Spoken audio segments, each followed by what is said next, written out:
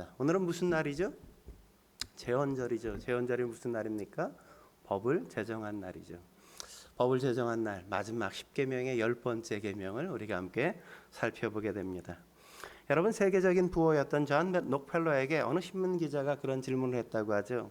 당신은 현재 소유에 충분히 만족하고 계시지 않습니까? 그 어마어마한 재산, 그것이면 충분히 당신은 만족하지 않습니까? 그렇게 물었더니 의외로 아닌데요, 이렇게 대답하더래요. 그래서 기자가 다시 묻기를 의아해서, 아니 그러면 얼마나 더 많이 가져야 당신은 만족하시겠습니까? 그랬더니 그분이 대답하기를, 조금만 더 가지면 조금만 더 가지면 만족하겠습니다, 이렇게 대답을 하더라는 겁니다.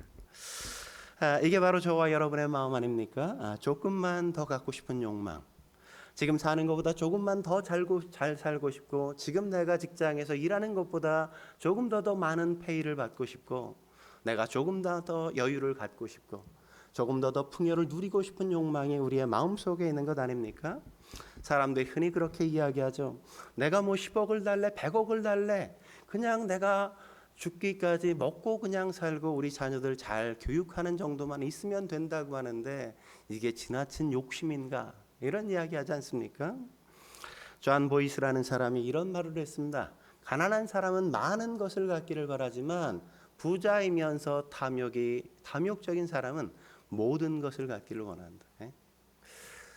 가난한 사람은 좀 더 나은 것, 좀 더 갖고 싶어 하지만, 진짜 탐욕이 가득한 사람은 그냥 모든 걸 가져야, 모든 걸 가질 때까지 결코 만족할 수 없다는 거죠. 그렇습니다. 이게 바로 탐심의 본질이란 말이죠. 끝없는 나락, 저 무적행 속으로 우리를 끌어내리는 것, 그게 바로 탐심인 겁니다. 여러분, 탐심이 뭡니까? 탐심이란 내가 소유권이 없는 것을 불법적인 것으로, 불의한 방법으로, 부당한 방법으로 갖고자 욕심을 내는 것, 갖고자 하는 욕망, 그게 바로 탐심이란 말이죠. 오늘 10번째 계명에 그래서 17절에 뭐라고 이야기하죠? 이렇게 말하죠. 같이 읽겠습니다. 시작. 내 이웃의 집을 탐내지 말라. 내 이웃의 아내나 그의 남종이나 그의 여종이나 그의 소나 그의 낙이나 물은 내 이웃의 소유를 탐내지 말라. 여기서 탐내다는 말은 히브리어 하마드라는 단어로, 이것은 무엇을 갈망하다, 무엇을 얻으려고 애쓰다, 이런 의미인 겁니다. 다시 말하면 마음에서 뭔가를 욕망하는 것으로부터 시작해 마침내 실제적인 행동을 유발하게 만드는 것, 그게 바로 탐내다는 말의 의미란 말이죠. 여러분, 우리가 살인하지 말라, 간음하지 말라, 도적질하지 말라, 거짓 증거하지 말라는 이 계명들은 죄된 행위들을 지칭한단 말이죠. 그래서 이런 행위들은 다 가시적인 계명이라고 우리가 이야기할 수 있어요. 보이잖아요. 도적질하는 것, 살인하는 것 보이지 않습니까? 근데 오늘 10계명, 10번째 계명, 탐내지 말라는 것은 이 죄된 행위들을 유발하는 행동으로 죄의 동기, 죄의 욕망을 이야기하는 거예요. 그러니까 이런 죄된 행동들이 어디서부터 시작돼요? 탐하는 이 10계명으로부터 시작된다고 성경은 그렇게 이야기하는 거죠. 그런 차원에서 탐심, 탐욕이라는 건 우리가 결코 가볍게 취급할 수 없는 아주 무겁고 엄중하게 다루어야 될 계명이라는 사실을 우리가 놓치면 안 됩니다. 첫 번째, 그러면 탐심의 본질 뭘까요? 탐심의 본질. 우리의 탐심의 본질엔 뭐가 있을까요? 첫째로 탐심의 본질은 악의 뿌리와 같은 것이란 말이죠. 악의 뿌리와 같아요. 야고보가 야고보서 1장 15절에 이렇게 말하지 않습니까? 야고보서 1장 15절에 보면 욕심이 잉태한즉 죄를 낳고 죄가 장성한즉 사망을 낳느니라. 이 욕심이 뭐예요? 탐심이란 말이죠.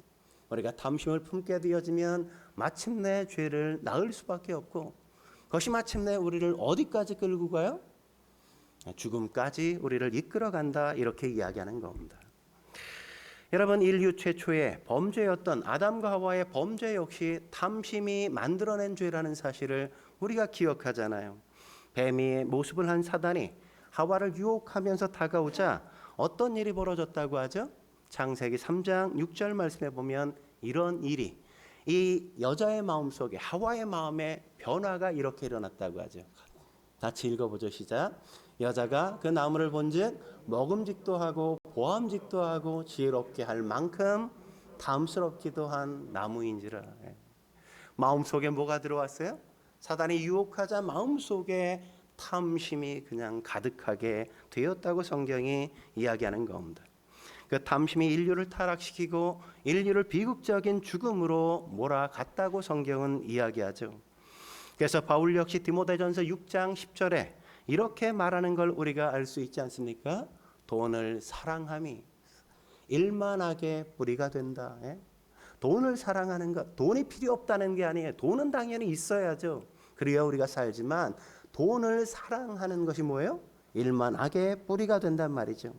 다시 말하면 돈에 대한 탐심이 바로 일만한 모든 악의 뿌리, 악의 근원이라고 성경은 그렇게 지적하고 있는 거란 말이죠.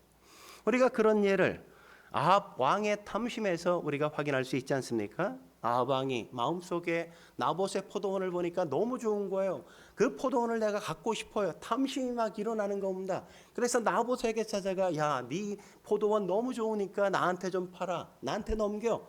그랬더니 나봇이 그건 그럴 수가 없어요. 왜냐하면 조상들로부터 물려받은 유산인데 그걸 내가 어떻게 팔겠습니까? 조상들에게 부끄럽게. 나봇이 팔려고 하지 않자 아합의 마음속에 더 큰 그 포도원을 갖고 싶은 열망이 일어났단 말이죠. 그래서 끙끙 앓기 시작하니까 아합 왕의 아내 이세벨이 아니 왜 이렇게 앓는 거야? 왜? 뭐 때문에 이렇게 고민하고 이렇게 힘겨워해? 그러니까 아니 그 포도원 갖고 싶은데 걔가 안 판대잖아. 그래 내가 그럼 해결할게. 이러면서 어떻게 해요? 거짓 증인을 세우죠. 그리고 이 나봇을 모함합니다. 그리고 어떻게 해요? 재판정에 서서 거짓 증거를 하게 만들어 구계명을 범하게 만들고, 그리고 더 나아가 어떻게 합니까? 이 아합 왕이 마침내 그를 살해시키잖아요. 그죠? 죽게 한다고요. 여섯 번째 계명인 살인하지 말라는 계명을 범하게 만들죠. 그리고 마침내 어떻게 합니까? 그것을 빼앗아 도적질을 했단 말이죠. 그럼 뭐예요? 도적질하지 말라는 8계명까지 어기게 만든 겁니다. 그냥 마음속의 탐심으로 시작했지만 그 탐심은 거짓 증거를 하게 만들고 살인하게 만들고 마침내 그걸 내 것으로 만드는 도적질까지 하게 만드는 근원적인 죄가 됐단 말이죠. 그래서 이 탐심을 가르쳐 어떤 신학자는 말하길 탐심은 모든 죄의 어머니다 이렇게 얘기했어요. 모든 죄의 어머니다. 이 탐심은 죄 하나만으로 끝나는 게 아니라 모든 죄를 짓게 만드는 죄의 원천과도 같은 것이라는 겁니다. 살인이 이웃의 생명을 탐한 결과라면 간음은 이웃의 정조를 탐한 결과요. 도적질은 이웃의 소유를 탐한 결과이며 거짓 증거는 이웃의 명예를 탐한 결과라고 이야기할 수 있지 않겠습니까? 그래서 탐심이 모든 죄의 뿌리가 된다. 이렇게 성경은 말하는 겁니다. 모든 죄들이 항상 동기로 늘 포함되어 있는 것. 그래서 이 탐심은 보편적인 죄다. 이렇게 우리가 말할 수 있단 말이죠. 두 번째, 탐심의 본질 뭘까요? 탐심의 본질은 우상 숭배라고 성경은 이야기하죠. 우상 숭배. 골로새서 3장 5절에 뭐라고 이야기하죠? 탐심은 우상 숭배니라. 탐심은 우상 숭배니라. 바울은 탐심을 우상 숭배라고 정의하지 않습니까? 우리가 뭔가 집착하게 되어지고 그것을 극도로 탐하게 되면 그게 우리의 삶, 우리의 정신, 우리의 생각, 우리의 의식 전부를 지배하게 되는 걸 우리가 확인하게 되었잖아요. 우리가 딴 걸 생각할 여유가 없습니다. 그것에 그냥 꽂혀가지고 그것밖에 보이지 않는단 말이죠. 그게 우리의 삶의 가장 거대한 영향력으로 자리 잡는단 말이에요. 그게 마침내 하나님의 자리를 대신하고 있는 걸 우리가 확인하는 거죠. 말로 그렇게 하진 않지만 그것은 이미 우리가 숭배하고 있는 숭배의 대상이 되는 거란 말이죠. 그래서 바울은 빌립보서 3장 19절에 뭐라고 얘기합니까? 그들의 신은 배우 이렇게 얘기하죠. 요즘 한참 그런 일들 많잖아요. 맛집 탐방, 먹방에 몰두하는 것. 그들의 신은 다 뭐라고요? 이 배라고요. 배. 코로나 시국에 여러분들 배가 많이 나오셨는데 신은 배야. 배. 뭐 코로나면 어떠냐, 내 배가. 배가 신이란 말이죠. 배가. 우리가 이런 탐심의 죄를 범하게 되어지면 우리는 그 죄 속에서 빠져나올 수 없게 되어져요. 그래서 전도서 5장 10절에 이렇게 말하는 걸 우리가 확인할 수 있죠. 같이 읽어볼까요? 시작. 은을 사랑하는 자는 은으로 만족하지 못하고 풍요를 사랑하는 자는 소득으로 만족하지 아니하나니 이것도 헛되도다. 그렇지 않습니까? 은을 사랑했어요. 근데 은이 내게 주어졌어요. 거기에 만족합니까? 잠깐은 만족하죠. 근데 그 다음부터 또 불만족하잖아요. 집을 갖지 않았을 땐 그냥 10평이라도 내 집에 살면 좋을 것 같아. 그래서 우리 박 집사가 집을 딱 샀잖아요. 빚을 내서. 집을 샀는데 만족해요? 아니죠. 처음엔 너무 좋았지만 이게 15평이 뭐야. 그래도 24평은 있어야지. 하나님 24평을 주옵소서. 24평에 이사가는 날 마치 주체처럼 버려졌어요. 세상을 다 가진 것 같았어요. 근데 거기에 익숙해지고 어느새 한 3개월 지나고 나니까 옆집에 오니까 34평이야. 그때부터 마음속에 34평에 대한 갈망이 또다시 나를 괴롭게 하고 나를 힘들게 만들죠. 처음에 자전거를 사주면 얼마나 좋아해요? 근데 자전거를 타가 누군가 보드를 타는 걸 보니까 나도 보드 갖고 싶다. 그러다가 오토바이를, 그러다가 자동차를, 그러다가 외제는 타야 그래도 자동차 아닌가, 이런 생각을 하게 되어지는 게 인간의 본심이란 말이죠. 탐심은 결코 만족시킬 수 없어요. 밑이 끊임없이 뚫려 있는 무적행과 같은 홀과 같단 말이죠. 결코 만족할 수 없어. 탐심이 우리를 파멸로 이끌어가는 겁니다. 여러분, 권력이나 명예를 가진 그것에 가득 찬 탐심을 가진 사람들을 보십시오. 물질이나 돈에 대한 탐심으로 가득한 사람들을 보세요. 성공에 대한 욕망으로 가득한 사람들을 보십시오. 그런 사람들이 어떻게 하나님을 유일한 신으로 인정하고 하나님을 예배하고 하나님의 이름을 높이는 삶을 살 수 있겠습니까? 이렇게 탐심으로 가득한 사람이 어떻게 부모님을 온전하게 공경할 수 있으며 이웃의 생명을 소중하게 여기고 존중해 줄 수 있겠어요? 간음이나 도적질, 거짓 증거 모두 이웃의 것을 탐한 결과로 마침내 범하게 된 죄의 열매라고 할 수 있지 않겠습니까? 그렇기에 탐심이라는 죄는 우리가 경계해야 될 가장 무서운 죄라는 사실을 놓치면 안 된단 말이죠. 그래서 예수님은 누가복음 12장 15절에 뭐라고 말씀하십니까? 삼가 모든 탐심을 물리치라. 그래서 모든 탐심을 물리치라는 말은 탐심이 나를 지배하지 못하도록 하라. 내게 가까이 다가오지 못하도록 하라. 이런 의미란 말이에요. 왜요? 사람의 생명이 그 소유에 넉넉한데 있지 않기 때문이란 말이죠. 우리는 많이 가지면 더 오래 살고 많이 가지면 더 풍성하게 살 것 같지만 결코 소유가 우리의 생명을 넉넉하게 하지 않습니다. 부자도 길어야 7, 80 사는 것이고 가난한 자도 길어야 7, 80 사는 거란 말이죠. 소유의 넉넉함이 결코 우리의 생명의 길고 짧음을 만들어내는 게 아닌 겁니다. 탐심에서 우리는 날 지킬 수 있어야만 합니다. 여러분, 어리석은 부자를 알지 않습니까? 풍년이 들었어요. 너무 많은 풍년이 들다 보니까 추수를 너무 많이 할 게 생각이 드는 겁니다. 그래서 있던 곡간까지 다 허물고 새 곡간을 아주 커다랗게 짓지 않습니까? 모든 걸 다 추수해놓고 거기다 다 쌓아뒀어요. 그리고 그날 밤에 뭐라고 이야기합니까? 여러 해 쓸 물건을 여기에다 채워넣었으니 이제부터는 평안히 쉬고 먹고 마시고 즐거워하자, 이렇게 얘기했단 말이죠. 그런데 하나님은 그 사람을 가르쳐 뭐라고 부르죠? 이 어리석은 자요, 이렇게 부른단 말이죠. 왜 이 사람이 어리석은 겁니까? 그렇게 쌓아두면, 그렇게 많은 재물을 갖게 되어지면 정말 평안할 수 있을까요? 그 많이 쌓아둔 그 모든 것들을 내가 먹고 마실 수 있겠습니까? 그게 과연 그 사람의 마음속에 즐거움으로 자리 잡을 수 있는 거냐 말이죠. 결코 그렇지 않단 말이에요. 그래서 누가복음 12장 20절에 뭐라고 말합니까?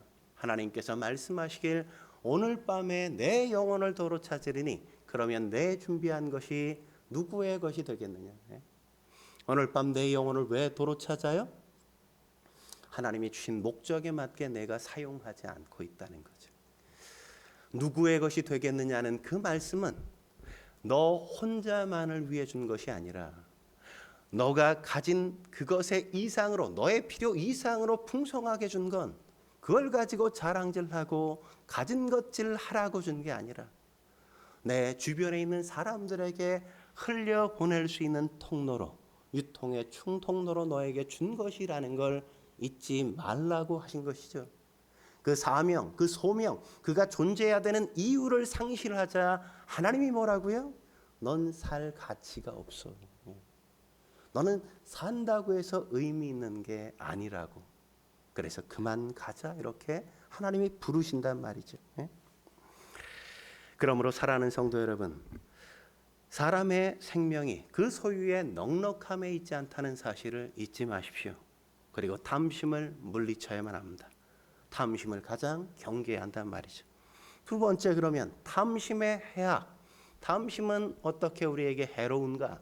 첫 번째, 하나님과의 건강한 관계를 지속할 수 없게 만든단 말이죠. 하나님과의 건강한 관계, 그것을 지속할 수 없게 만들어요. 우리가 탐심에 사로잡히는 순간 우린 우상 숭배자가 되는 것 아니겠습니까? 여러분, 우상이 뭡니까? 우상이란 하나님께 나아가는 데 방해가 되는 그 어떤 것들, 그 모든 것들을 다 우린 우상이라고 말하죠. 그렇기 때문에 우상만큼 하나님과 나 사이를 갈라놓고 멀어지게 만드는 건 결코 없단 말이에요. 여러분, 예수님이 재물이 많은 청년에게 이런 말씀을 하시지 않습니까? 야, 내가 영생을 얻기 위해서는 딱 한 가지가 부족한 게 있어. 내가 가진 재물을 가난한 사람들에게 나눠주고 와. 그리고 너는 나를 쫓아. 이렇게 말하자. 그 다음 이 부자 청년의 반응은 어떤 것이었죠? 성경에 보면 마태복음 19장 22절에 이렇게 반응하죠. 그 청년이 재물이 많음으로 이 말씀을 듣고 근심하여 가니라. 이 많은 재물이 이 청년에게 예수님을 더 이상 쫓을 수 없게 만든 거란 말이죠. 재물에 대한 탐심, 그것은 결코 하나님으로 만족할 수 없다는 거죠. 예수님께 불만이 있고 하나님께 늘 불만을 가질 수 있게 만든다는 겁니다. 그렇게 탐심은 예수님을 따르게 못할 뿐만 아니라 예수님을 사랑하는데도 언제나 제한이 되게 만드는 겁니다. 그래서 바울도 에베소 5장 5절에 뭐라고 말하죠? 이렇게 말하죠. 너희도 정녕 이것을 알거니와 음행하는 자나 더러운 자나 탐하는 자 곧 우상 숭배자는 다 그리스도와 하나님 나라에서 기업을 얻지 못하리라. 하나님 나라에서 이 탐심이 가득한 자는 뭐예요? 하나님 나라에서 그 어떤 것도 기업으로 받을 수 없다고 경고하잖아요. 여러분, 이 땅에 부유하기를 원하십니까? 저 천국에 부유하기를 원하십니까? 여러분이 저 천국에서 부유하기를 진정으로 원한다면 우리는 이 땅에 살아갈 때 탐심에 사로잡히지 않으려고 부단히 애써야 한단 말이죠. 탐심이 가득한 사람, 하나님의 거룩한 나라에 결코 적응할 수 있는 삶이 아닌 겁니다. 그러므로 탐심을 버릴 수 있어야 돼요. 두 번째, 탐심의 해악 뭐죠? 이웃들과의 건강한 관계를 지속할 수 없게 만드는 겁니다. 이웃들과의 건강한 관계 지속할 수 없게 만든다고요. 여러분 생각해 보십시오. 돈 문제가 끼어드는 순간 많은 인간관계가 왜곡되어지고 파괴가 되어지지 않습니까? 돈 문제가 딱 일어나는 순간 누가 나에게 몇만 원을 꿨어요. 근데 그가 갚지 않아요. 그러면 왠지 그 사람을 보는 내내 늘 마음이 편해요, 불편해요? 불편하죠, 항상. 아니 몇만 원도 꿔가서 안 갚으면 마음이 불편한데 그게 몇백이 되어지고 몇천이 되어진다면 여러분의 마음은 어떻겠습니까? 어느새 돈을 꿔준 사람은 갑이 되어지고 어느새 그 돈을 빌린 사람은 을이 되어서 정상적인 인간관계, 친구관계, 사랑하는 관계가 깨어지고 파괴되어진단 말이죠. 어느새 부채를 가진 자와 돈을 빌려준 사람이 관계가 되어서 두 관계는 언제나 아프게 되어지고 부끄러운 관계로 전락하게 되는 거죠. 그래서 순수한 관계일수록 돈의 지배를 받지 않도록 우리가 조심하고 또 조심해야만 합니다. 돈을 가족이나 다른 성도나 어떤 이웃들이 너무나도 필요하다고 생각되어질 때 그 사람을 위해 은밀하게 찾아가 필요를 채워주는 것, 주는 것, 이건 성경적이고 올바른 일이란 말이죠. 내가 줄 수 있는 여유가 있어서 그 사람의 어려움을 위해 내가 도와줄 수 있다면 그냥 줄 수 있으면 주는 게 성경적입니다. 그런데 누군가 내가 구워주고 그게 내 마음속에 못 받으면 시험이 된다면 그러면 빌려주는 게 성경적이지 않다고요. 꼭 빌려줘야 할 때는 내가 그것을 준다고 하는 마음으로 줘서 더 이상 그가 나에게 돌려주지 않는다고 해도 시험에 들지 않을 만큼까지만 빌려주시라고요. 빌려줘. 언제까지 돌려줄 거라고 생각하지 말고 그냥 잊어버리고 어느 날 그가 그때 빌린 돈이야 이렇게 갖고 오면 공돈이 새로 생긴 것처럼 기쁘고 감사할 수 있는 마음이어야 빌려주는 게 정당한 겁니다. 성경이 뭐라고 말하죠? 사랑의 빚 외에는 아무 빚도 지지 말라 이렇게 요구하지 않습니까? 왜죠? 탐심은 언제나 우리의 인간관계를, 가족관계를, 부모와 자식관계마저도 파괴시켜가기 때문에 그렇단 말이죠. 어제도 한 형제 가정을 만났는데 그 가정의 어려움이 바로 그런 거였습니다. 부모와 자식 간에 언제나 재산의 문제가 걸리니까 이게 쉽지 않은 분열과 다툼의 문제가 끊임없이 가정 속에서 모든 사람들을 고통스럽게 하고 아파하게 만든다는 거죠. 세 번째, 탐심의 해악 뭘까요? 자신의 건강한 신앙생활도 지속하지 못하게 만든다고요. 우리의 신앙생활 역시도 건강하게 지속하지 못하게 만드는 것, 그게 바로 탐심이라고요. 여러분, 예수님이 가르치신 네 가지의 마음밭의 비유를 아시지 않습니까? 거기에 보면 가시밭의 비유가 있잖아요. 가시밭에 씨를 뿌렸는데 거기서 자라지 못해요. 그게 열매를 맺지 못하는 이유가 뭐라고 이야기하죠? 마태복음 13장 22절에 이렇게 말하죠. 가시떨기에 뿌려졌다는 것은 말씀을 들으나 세상의 염려와 재물의 유혹에 말씀이 막혀 결실하지 못하는 자다. 그렇습니다. 세상의 염려만이 아니라 재물에 대한 유혹, 재물에 대한 탐욕이 하나님의 말씀이 우리 안에서 뿌리박지 못하게 하고 자라나지 못하게 하고 마침내 하나님의 열매를 우리 안에 만들어내는 걸 못하게 방해한단 말이죠. 하나님과 만나는 시간에도 재물에 대한 탐심이 내 마음을 지배한다면 어떻게 예배가 될 수 있을까요? 어떻게 그게 기도가 되겠습니까? 하나님과의 시간, 그 교제의 시간에 어떻게 집중할 수 있겠어요? 하나님마저 어쩌면 그 탐심, 나의 탐심을 채우는 이용의 도구로 전락시키는 가능성이 크지 않아요? 바울은 디모데전서 6장 10절에 그래서 이렇게 말하는 겁니다. 같이 한번 읽어볼까요? 시작. 돈을 사랑함이 일만하게 뿌리가 되나니 이것을 탐내는 자들은 미혹을 받아 믿음에서 떠나 많은 근심으로써 자기를 질렀도다. 우리가 영적으로 성장하지 못하게 만들 뿐만 아니라 건강한 신앙생활을 해칠 뿐만 아니라 우리가 탐심에 붙들리는 순간 어떻게 되어져요?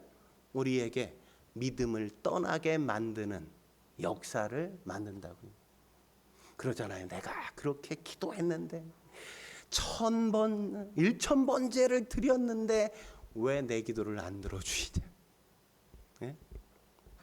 내 탐심을 기도로 하는 것을 통해 이루기를 소망하는 그 욕망이 이루어지지 않을 때 우리는 마치 그게 나의 순수한 신앙인 것처럼 하나님이 나를 배반한 것처럼 그렇게 오해하고 그릇된 해석을 하게 만들어 믿음에서 이탈하게 만든단 말이죠. 여러분, 하나님과 재물을 결코 겸해서 섬길 수 없습니다. 하나님을 주인으로 삼든지 아니면 재물을 만몬을 주인으로 삼든지 해야 하는 두 가지 방법밖에 없어요. 그래서 만몬을 주인으로 삼은 사람은 믿음에서 이탈하게 되어지는 겁니다. 그런데 더 큰 문제가 뭐죠? 탐심에 사로잡히는 것, 더 큰 문제가 뭡니까? 디모데전서 6장 9절엔 이렇게 이야기하죠. 같이 읽어볼까요? 시작. 부하려 하는 자들은 시험과 올무와 여러 가지 어리석고 해로운 욕심에 떨어지나니 곧 사람으로 파멸과 멸망에 빠지게 하는 것이라. 탐심은 탐심으로 끝나지 않고, 탐심은 시험에 들게 만들고, 탐심은 우리를 올무에 빠지게 만들고, 탐심은 우리에게 여러 가지 해로운 욕심을 갖게 만든단 말이죠. 그래서 마침내 우리를 이끌어가는 자리가 어디라고요? 우리를 파멸시켜가고 우리를 멸망에 빠지게 만드는 게 바로 이 탐심의 열매라는 거죠. 이렇게 탐심은 우리에게 지속적인 우리의 인생을 파괴시켜가는 무서운 것이라는 사실을 놓치면 안 돼요. 그렇다면 어떻게 우리가 이런 무서운 탐심, 해로운 탐심을 극복할 수 있을까요? 탐심의 극복 첫 번째, 자족의 비결을 배워야만 합니다. 자족의 비결을 배워야 돼요. 탐심이 가져오는 파멸의 순간이 우리에게 다가오기 전에 우리는 꼭 배워야 될 한 가지, 그게 있다면 그것은 내가 자족할 줄 아는 것이어야 돼. 바울도 예수를 믿고 내가 배운 가장 고귀한 신앙의 레슨이 뭐였다고 이야기합니까? 그것 가운데 하나가 바로 자족하기를 배운 거라고 고백하지 않습니까? 빌립보서 4장 11절에 그러잖아요. 내가 궁핍함으로 말하는 것이 아니라 어떠한 형편에든지 나는 자족하기를 배웠노니. 여러분이 어떠한 형편에든지라는 건 뭘 말해요? 내가 부자가 되든지 내가 가난해지든지, 내가 저 밑바닥에 처하든지, 내가 완전히 실패하든지, 내가 완전히 망하든지, 내가 완전히 굶주리고 내가 고난의 한복판에서 오래도록 소망 없이 살든지, 그것과 전혀 상관없이 나는 그 속에서도 여전히 만족할 줄 안다 이거죠. 그 고백이란 말이에요. 그 고백. 가난해도 궁핍해도 힘들어도 어려워도 그 어려운 삶의 상황 속에서도 나는 만족할 수 있다 이거예요. 만족할 수 있다. 무엇 때문에 바울은 자족할 수 있었다고 이야기합니까? 왜? 어떻게 바울은 그런 어려운 형편에서조차도 자족할 줄 알았다고 그는 이야기하죠? 그는 인생의 시작과 인생의 끝이 어떤 것인지 알았기 때문이란 말이죠. 내가 이 땅에 태어날 때 나는 아무것도 가지고 온 것이 없는 것과 같이, 나는 이 땅에서 생을 정리할 때 나는 그 어떤 것도 가지고 갈 수 없다는 사실을 알기 때문이란 말이에요. 우리는 10원 한 잔 들고 갈 수 없습니다. 명품 가방 들고 갈 수 없어요. 보석 들고 갈 수 없어요. 아파트 들고 가실래요? 사놔도 의미가 없어요. 아무것도 나는 가져갈 수 없어요. 아무것도. 그래서 어떻게 해야 한다고 이야기하죠? 디모데전서 6장 8절에 바울은 이렇게 얘기하죠. 같이 읽어보죠. 시작. 우리가 먹을 것과 입을 것이 있은즉 족한 줄로 알 것이니라. 아멘이십니까? 아멘 아니구나 역시. 어떻게 입을 것과 먹을 것으로 내가 만족해요 이거잖아요. 아주 속에 그냥 승질이 막, 에휴 목사님이니까 또 저 소리 하지. 입을 것과 먹을 것. 제가 얼마나 좋아요. 점심까지 김밥으로 여러분 해결해 주잖아요. 먹을 것까지 다 해결해 드리는데. 그럼 족한 줄로 알아야 돼. 족한 줄로. 오늘 내가 입을 게 있고 먹을 게 있다면, 내가 누울 수 있는 잠자리가 있다면 그것으로 얼마나 감사한 일이에요. 감사한 일. 미니멀 라이프를 지향할 수 있어야 돼요. 미니멀 라이프를 지향해야 한다고. 자꾸 비워내야 돼요. 쌓아두지 마십시오. 자꾸 비우세요. 이사하면서 느끼는 게 뭡니까? 내가 얼마나 탐심의 사람이었는지 늘 확인하는 거 아니에요? 정리해도 버려도 끊임없이 버릴 게 나와. 내가 이렇게 많은 걸 쌓아두고 사는지 예전엔 미처 몰랐어요. 작게 가지려고 해야 돼요. 자꾸 정리하고 자꾸 비워가야 돼요. 두 번째, 나눔의 행복을 배워야 한단 말이죠. 나눔의 행복을 배워야 돼. 미니멀 라이프를 지향하다 보면 나눔의 행복을 깨닫게 되어져요. 내가 가진 게 너무 많아. 이게 내가 당장 필요하지 않아. 1년에 한 번도 쓰지 않는 거. 한 달에 한 번도 쓰지 않는 거. 그게 정말 필요한 사람이 있다면 가져가라고 다른 사람에 내놓고, 나에게 정말 필요한 건데 어떻게 알았어? 너무 고마워. 이렇게 얘기하는 사람을 만날 때, 야, 이렇게 내가 뭔가를 나누니까 너무 좋구나. 다른 사람의 필요를 채워준다는 게 이렇게 행복한 거네. 그걸 깨닫는 것 아니에요? 그 인생의 진정한 맛을 비로소 아는 것 아닙니까? 네? 잠언 21장 26절에 이렇게 말하잖아요. 같이 읽어볼까요? 시작. 어떤 자는 종일토록 담하기만 하나 의인은 아끼지 아니하고 베푸느니라. 네? 여러분은 어떤 사람이에요? 어떤 자예요? 의인이에요? 네? 종일 탐하는 자예요? 아니면 아끼지 아니하고 베푸는 자입니까? 탐심을 극복하는 유일한 길은 우리가 주는 거예요. 우리가 나누는 겁니다. 움켜 쥐고 사는 사람, 그 사람은 영원히 탐심의 노예로 살아갈 수밖에 없는 거란 말이죠. 의인은 달라요. 뭐가 달라요? 준단 말이에요. 나눈단 말이에요. 베푼단 말이에요. 뭐 하나라도 자꾸만 끄집어내놓는단 말이죠. 그게 바로 뭐예요?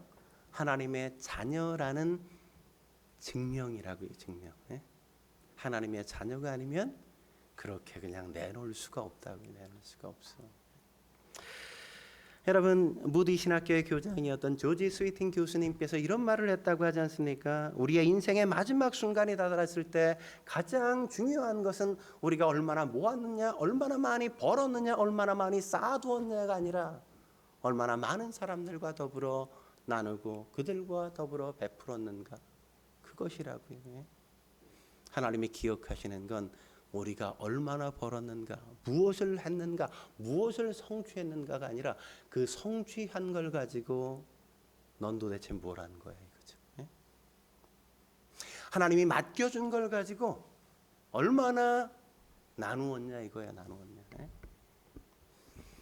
어떤 사람은 10만 원에서 10,000원을 나누는 사람이 있는가 하면 어떤 사람은 100만 원에서 10,000원밖에 나누지 못하는 사람이 있지. 얼마를 나눴느냐가 아니라 몇 퍼센테이지를 나누었느냐. 왜요? 각자 맡겨주신 게 다 다르기 때문에. 그러니까 나누는 것만이 내 것이란 말이죠. 내가 준 것만이 내 것이 되는 겁니다. 예수님이 뭐라 그러셨습니까? 사도행전 20장 35절에 주는 것이 받는 것보다 복이 있다. 세 번째, 드림의 습관을 들여야만 합니다. 드림의 습관을 들여야 돼요. 저는 종종 사람도 좋고 신앙생활도 비교적 잘하는데 규칙적인 헌금 습관을 갖지 못한 사람들을 보게 되어집니다. 그런데 이런 분들을 보면 대부분 신앙의 고백이 불확실하거나 신앙이 잘 자라지 않는 걸 보게 되어진단 말이죠. 그런 분들을 보는 게 얼마나 안타까운 일이에요. 바울이 고린도후서 9장 6절에 뭐라고 이야기합니까? 각각 그 마음에 정한 대로 할 것이요 인색함으로나 억지로 하지 말지니 하나님은 즐겨내는 자를 사랑하시느니라.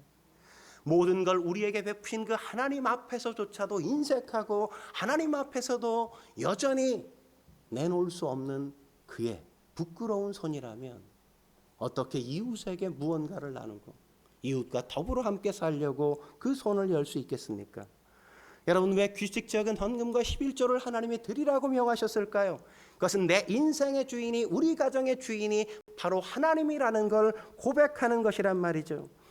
내가 살고 죽는 것, 그것이 바로 하나님의 손에 달려있다는 걸 인정하는 겁니다. 하나님은 언제나 나를 높이실 수도 있고 낮추실 수 있을 뿐만 아니라 나를 풍요롭게도 하실 수 있고 가난하게도 하실 수 있다는 사실을 우리가 인정하고 고백하는 거란 말이죠. 내가 이 땅에 영원히 사는 게 아니라 저 천국에 영원히 살 것을 소망하고 있다는 걸 고백하는 게 바로 헌금인 겁니다. 그렇게 우린 땅에 매이지 않을 수 있는 겁니다. 탐욕의 노예가 되지 않는다는 거죠. 하나님이 우리의 주인이라고 고백하는 것, 그게 바로 11절을 드리는 것이요. 헌금을 주 앞에 드리는 겁니다. 헌금을 드리면서 그냥 드리라고 하니까 드리는 게 아니라 주님 더 이상 나는 이 물질이 내 인생의 주인이 아닙니다. 돈을 나는 섬기지 않습니다. 돈을 내어놓습니다. 내 손에서 떼어놓습니다. 하나님이 나를 살게 하시는 겁니다. 라고 고백하는 게 바로 헌금의 고백입니다. 그래서 교회에서 대부분 침례를 줄 때나 세례를 줄 때 성도들에게 구원 상담을 하게 되어지죠.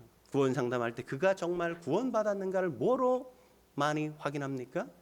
보편적인 교회에서 대부분 11조 합니까? 규칙적인 헌금의 생활을 하고 있습니까? 정직한 11조를 드리고 있습니까? 그렇지 않다면 11조를 드리는가 드리지 않는가, 정직하게 규칙적으로 드리지 않는다면 다음에 세례를 받으십시오. 침례를 받으십시오. 이렇게 제안하죠. 네? 마지막으로 예수님 앞으로 나와야 한단 말이죠. 우리가 예수님 앞에 나오지 않고는 절대 탐심으로부터 자유로워질 수 없어요. 사람을 착취하고 많은 세금을 거뒀던 세리장 삭개오, 그가 변화된 이유가 뭐였죠? 그가 변한 건 그가 도덕적으로 의롭게 살기 위한 결단이 있었기 때문이 아니라, 그가 도를 닦았기 때문도 아니라 예수님을 만났기 때문이었단 말이죠. 여러분, 삭개오가 예수님을 만나고 가장 먼저 고백한 고백이 뭐였습니까? 주님, 제 재산의 절반을 떼어 가난한 자들에게 나눠주겠습니다. 여러분, 가능한 얘기예요? 네? 재산의 절반을, 내가 예수님을 만나니까 더 이상 내가 목숨 걸고 움켜쥐었던 사람들을 박대하고 사람들의 인기나 사람들의 어떤 관심을 다 그냥 외면하면서 모았던 그 모든 재산들, 그게 별 가치가 없어. 별 의미가 없어. 내 재산의 절반을 주님 가난한 사람에게 주겠습니다. 그리고 거기서 멈추지 않죠. 만약 내가 누군가의 것을 빼앗은 일이 드러난다면 어떻게 해요? 4배로 갚겠습니다. 4배. 네? 뭘 얘기하는 거예요? 나는 더 이상 돈을 위하여 살지 않습니다는 거죠. 돈이 나의 주인이 아니라는 거죠. 내 탐심을 만족시키기 위해서 사는 게 아니라는 겁니다. 명품을 찾기 위해, 좋은 차를 타기 위해, 더 좋은 화려한 집에 살기 위해, 누군가로부터 인정을 받고 사람들에게 우러러 보임을 당하기 위해 내가 사는 게 아니라는 거예요. 네? 그 고백을 담아낼 수 있는 유일한 것, 그것은 주님 앞에 나와야만 가능한 일이죠. 제가 예전에 섬겼던 교회에서 금요 기도회 하는데 이렇게 거기는 의자가 없었어요. 다 밑 바닥에 그냥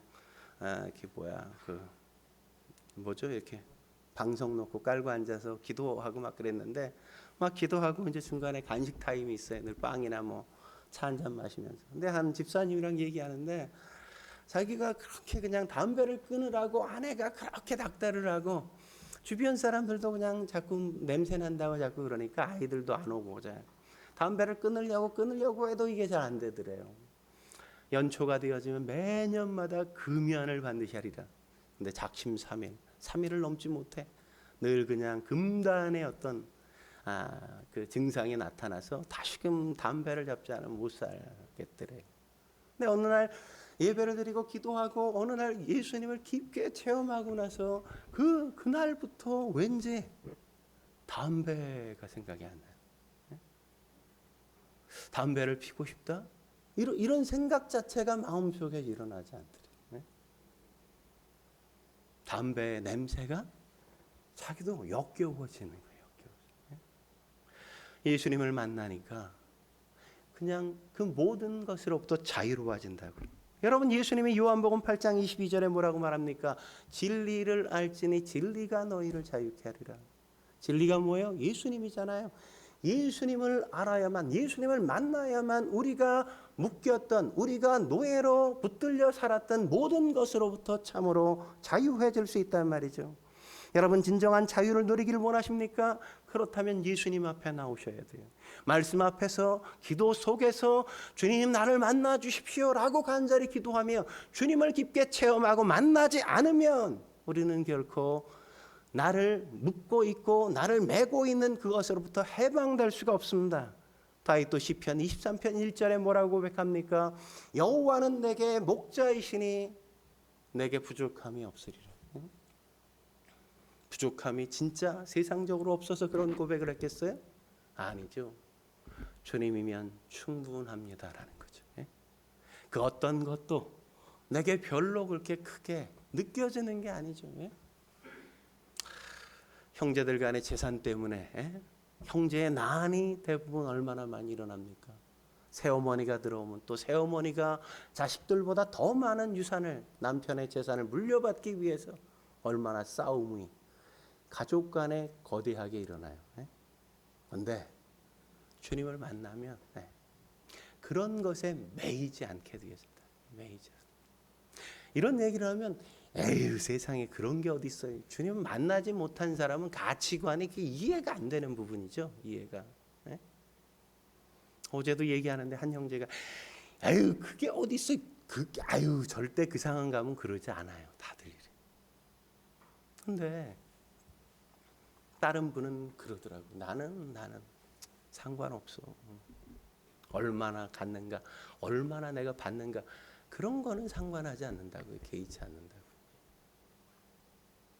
하나님이 내가 필요하면 주실 것이고 나를 살게 하실 것이라는 걸 믿기 때문인 거죠. 있고 없고 많고 적고의 문제가 아니라 내가 하나님을 믿고 있는가, 내 인생의 주인으로 신뢰하고 있는가, 그것이 우리의 가장 중요한 질문입니다. 기도하시겠습니다. 거룩하신 하나님 아버지, 오늘도 우리의 삶 가운데 함께해 주셔서 오늘 말씀을 통해 우리의 인생을 되돌아보게 하시고 다시 살펴보게 하시니 감사합니다. 우리가 이 땅을 살면서 세상적인 가치관과 어떤 세계관 속에서 동화되어 얼마나 많은 것에 대한 탐욕, 그것 때문에 질투하고 시기하고 희생을 하고 살아봤는지요. 다른 사람의 성공에 대해서 늘 희생하고 열등감을 느껴 자신을 괴롭히고 누군가가 무언가를 새롭게 얻은 것에 대해서 늘 진정한 축복의 마음으로 축복해 주지 못한 이 가난한 우리의 마음을 주여 용서해 주옵소서. 우리가 넉넉하게 축복하며 사람들과 더불어 사는 것, 그의 인생을 통해 하시는 크신 역사를 함께 기대하고 소망하며 함께 축복하고 감사하며 더불어 살아갈 줄 아는 저희가 되게 해 주옵소서. 오늘도 함께 하실 주님을 기대하며 예수님의 이름으로 기도드립니다. 아멘.